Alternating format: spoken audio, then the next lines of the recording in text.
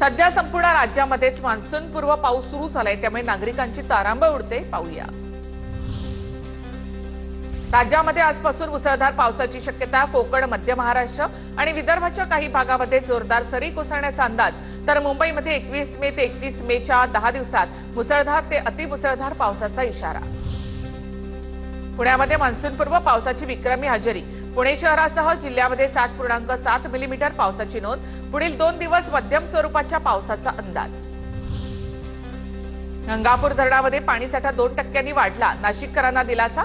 सध्या धरणामध्ये 46.41% पाणीसाठा। नागरिकांना पाणी जपून वापरण्याचं आवाहन। रत्नागिरी जिल्ह्यामध्ये सकाळपासूनच मान्सूनपूर्व पावसाची हजेरी।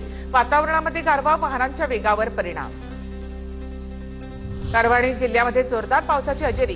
परभणी, नांदेड जिल्ह्यामध्ये पुढील 3 दिवस पाऊस राहण्याचा अंदाज। धाराशिव, लोहारा, उमरगा तालुक्यात मान्सूनपूर्व पावसामुळे मोठ्या प्रमाणामध्ये नुकसान। वादळी वाऱ्यामुळे विजेच्या तारा तुटल्या, झाडं उन्मळून पडली। अनेक ठिकाणचा वीज पुरवठा विस्कळीत झालाय।